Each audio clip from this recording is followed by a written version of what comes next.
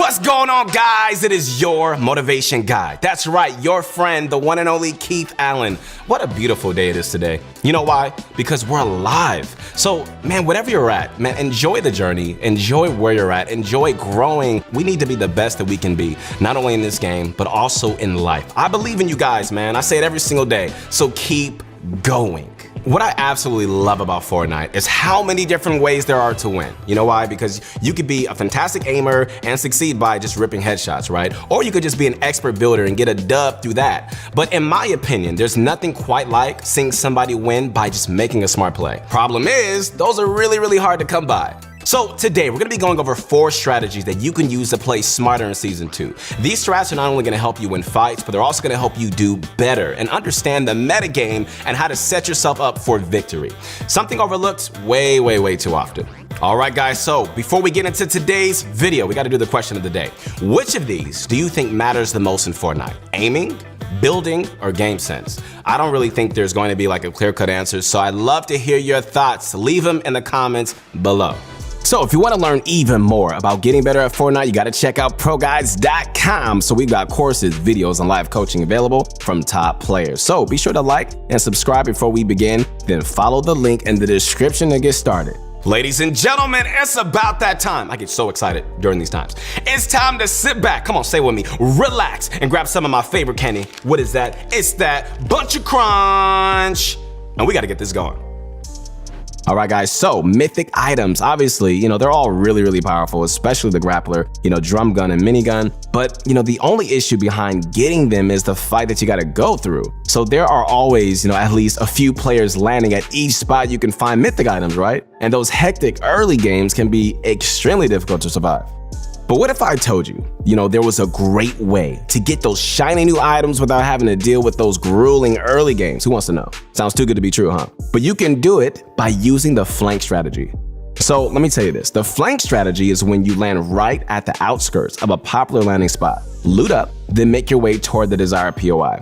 So you can either lie in wait for an ambush or just sneak your way through and force a fight. But the whole point of this, guys, is just to give yourself an advantage over the players that landed there. So what advantages?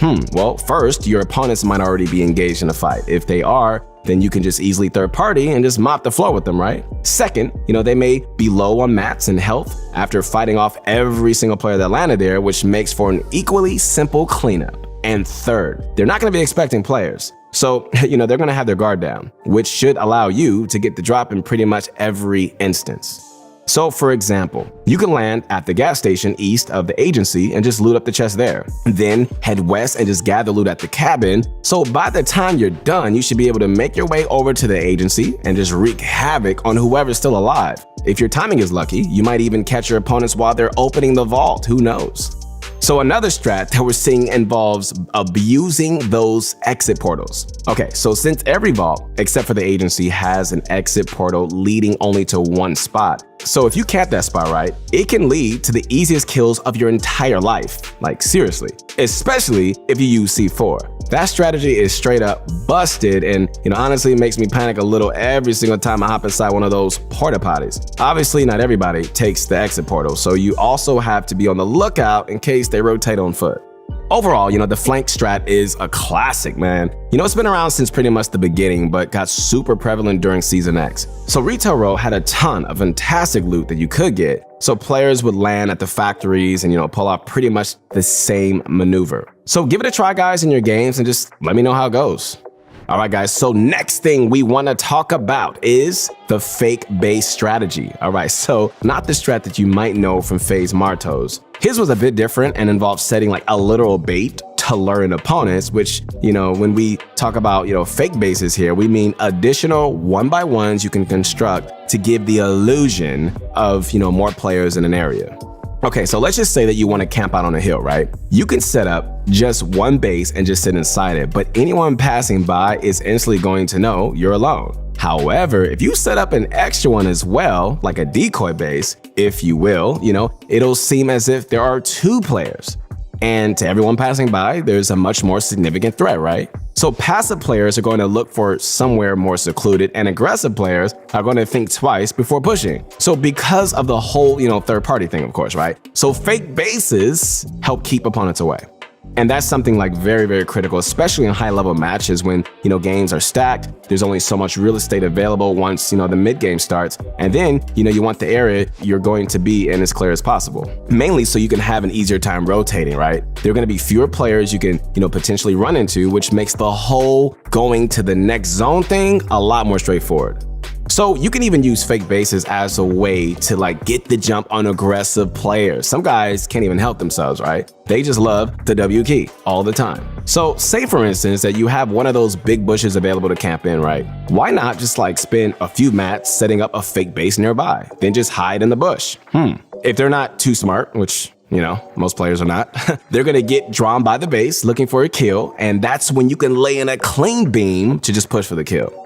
So, when would you use the fake base strategy? Good question. Okay, well, if it's safe and you think that you have the opportunity to farm up more materials, you could just set one up. A more optimal time is usually right after you get a kill. Let's say that you get a frag around circle 4. You didn't use any materials and neither did your opponent. So now you have a bunch of crunch, of extra material just sitting there, right? Well, if you're in zone and you're happy to box up right there, you could just throw up a fake base, perhaps even 2, and then head back to refill your mats.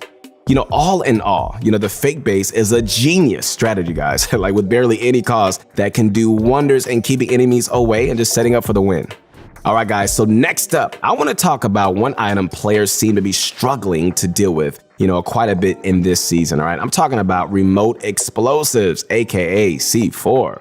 So you can carry a bunch of them, and they'll blow everything up. And a few of them are enough to obliterate anybody that even tries to turtle. No wonder going up against it feels really, really hopeless. Still though, there's gotta be a way to put up a better fight, right? Well, C4 is pretty much intended as a direct counter to turtling, and that's what it was when it was released. And even though it's gotten nerfed several times since then, it's still here for that purpose. It's a way to punish players that sit inside their boxes holding turbo build. So now guys, let's think about C4's weaknesses. All right, here we go. So one, it's short range, right? On a flat surface, C4 can be thrown around up to 30 meters away, about, 6 floor pieces. With a bit of height, it can go a tiny bit further. But compared to grenades or anything else really, you really can't send them really far. Another is its setup time. All right, so tossing 2 or 3 C4 up close only takes a couple seconds, but if they're further away, there's extra travel time, right? Which only lengthens the process. And third is chain reaction. C4 doesn't explode all at one time. Instead, the first one basically blows up first, and then the second one, and all the way to the most recent one. So one ancient strategy to counter C4 involves hiding under cones and just turbo building them, right? So the building speed is high enough to completely just negate all C4 damage. But it does leave you guys in a vulnerable position, and it really doesn't work unless you're on a flat surface with no open gaps. So while it can work, it's really not that ideal. All right, so what else can you do? Not really a whole lot, but if we look back at the weaknesses, it just seems as if 2 things are really, really crucial: creating distance and staying on the move. So anytime, all right, you hear C4 get, plop down on your structures, edit out of your box and tunnel away from your opponent toward the opposite of their position, right? It doesn't have to be, a full tunnel or anything like that, just enough to block off your opponent's angles. So, you want to always be on the move so you can just avoid a stack of C4. At most, one might blow up your builds, which would be horrible, but you should be able to quickly just place more and just get back on the move. All right, guys, so don't be the type of player that just stands there turbo building against C4, man. You've got to move, but making yourself an easy to hit target is pretty much asking for it, right? So edit out of your box, gain some distance, expand your builds, and then you're gonna become significantly harder to hit. All right, guys, so finally, I want to go over the most underrated aspects of rotations. Avoiding the congested side of the safe zone. I feel 90% of us don't even think about this when we play. So we just white line into the next circle, putting really no thought into how many players are doing the same thing. And of course, that means a higher chance of just running into opponents, which can hurt the chances of making it to the end game. So if you're playing to survive, you definitely want to stay away from the congested side at all costs. All right, guys, so what is congestion?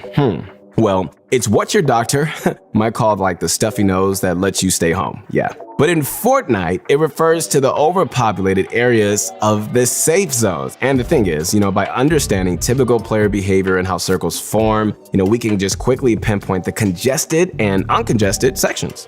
Okay, example time. Let's just say that the first safe zone forms over the southeast part of the island. Once the storm approaches and all the players that landed outside of it are gonna have to rotate in. So everyone from like Sweaty Sands, Pleasant Park, Slurpy Swamp, and so on. So that means, they're gonna be an influx of players coming in on the north and west edges of the circle, the congested side, right? Therefore, the less crowded side is going to be the furthest away from there, near the south and east edges, of course. And that's pretty much like the process you go through to find out where the less congested side is. You can use this throughout the rest of the game too, pretty much like until the end of the match. So pinpoint the side that has the fewest amount of players rotating in and just head toward that. So avoiding the congested side, guys, isn't like a new concept or anything like that. In fact, I think it's been around even before Fortnite was even a thing. Other like battle royale games have the safe zone concept as well. So it's not like a groundbreaking trick or anything like that. Still, a majority of players don't even consider it while playing, but they totally should. And, so should you. While everyone's stuck on the congested side because, they didn't think to avoid it, you're going to be riding an easy street all the way to victory. All right, guys, so we're going to do a recap. You guys ready? Let's do it. So mythic items are highly contested, but if you can flank as the circle closes, you can usually find an easy kill or two and keep all the loot to yourself. All right, next thing up. So throwing up a fake base every now and then can keep your opponents off your back, which is a vital way to survive until the end game. So standing still is the worst thing that you can do against C4. Always try to stay on the move. Tunnel if you even have to, all right? Run away from whoever's tossing it. You gotta be proactive. Don't expect turtling to save you though. And if you pay attention to where more players are rotating in from, then you can avoid the congested sides of the zone and play the opposite. That'll mean, running into fewer players and an easier time reaching the end game. But other than all of that, that's pretty much it. All right, guys, that's it for today's video. Hope you enjoyed it. Once again, this is your motivation guy. All right, so please give a like to the video, subscribe. We just appreciate all of our subs. We really, really, really do. And once again, we'll see you again next time.